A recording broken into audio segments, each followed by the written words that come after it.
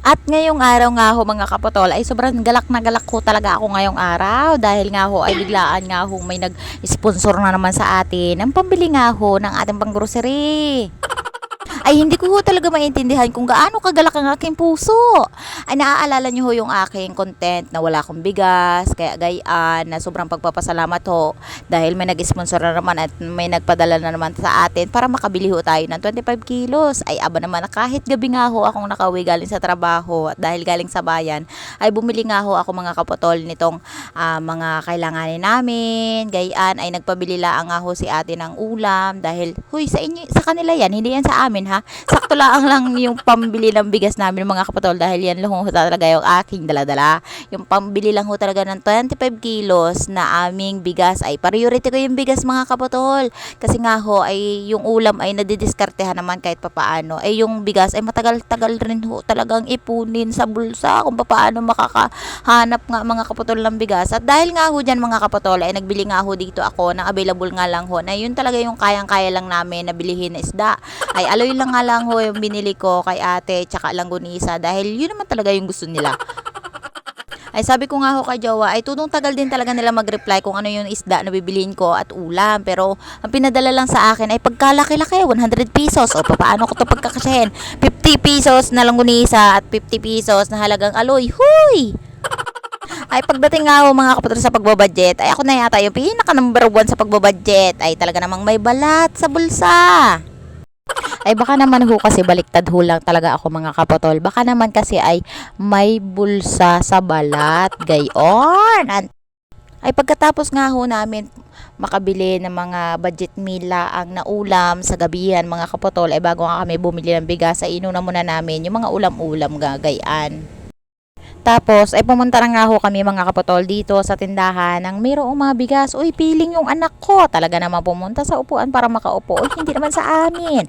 Ay kaya nga yun mga kapatol, ay ito lang daw ho yung available dito sa unang tindahan na pinuntahan namin para makabili kami ng bigas. Ay tagli 5 kilo laang. Ay sabi ko nga kay Jowa, ay mas makakamahal yata tayo at baka budget-budget lang ang ating pira kapag gayon yung binili natin. Kaya nga ho, ay napunta ulit kami doon sa may tindahan ng mga isda. Ay may nakita nga ho kami talaga namang dito na lang ho kami talaga bumili sa tindahan nga ay shoutout nga ho pala kay kuya sa tindahan nga ni Tango Store na talaga naman binigyan kami ng discount ay pagkasarap-sarap po yung gayang bigas.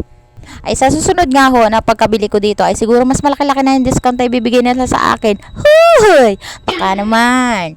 Kaya nga ho yun ay pinagkasya-kasya ko lang rin naman yung binigay nga namin at kinash out nga namin na binigay ng sponsor sa amin na pambili nga ho ng bigas. Ay sobrang pasalamat ko nga ho mga kapatol kasi nga ho ay sa ganitong pagkakataon ay natutulungan nyo ako. Ay deserve na deserve naman ho natin. Ay hindi ko na to ang tatanggihan.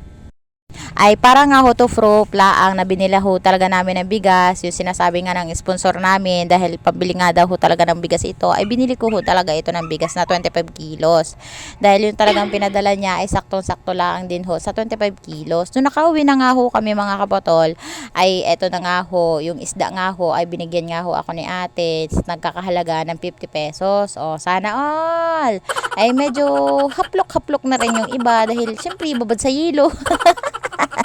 At saka syempre kailangan mo talagang pagtiyagaan dahil nga ho ay mura laang yung ating isda na binili. Ay wala ka na rin naman choice. Kesa naman ho ay wala din namang maulam, diga nga. Ay pagtiyagaan na laang yung mga gayang isda. Ay hindi naman ho tayo mayaman. Kaya sa susunod na bili natin ay siguro ay medyo rich kid na rin yung ating isda. Huy! At saka eto na nga ho, nagpakulo na nga ho ako ng mainit na mantika na baby oil at sinalang ko nga ho itong si piritong isda. Para nga ho ay may pagsalusaluhan na naman yung aking pamilya. Ay sabi nga ho ni mama ay ilang piraso nga lang ho yung isda namin ay isa lang na ho namin. Para nga ho ay gumagabi na nga ho para makakain na rin yung aming mga laman tiyan. At dito nga ho sa video na to ay medyo may pagkadilim-dilim din talaga ho si Jowa. Ay hinarangan niya na rin ho talaga yung ilaw. Ay sabi ko nga ho sa kanya ay dun nga muna siya sa pagilid para nga ho ay makita yung bigas na aming ginasalin dito sa aming tumbler.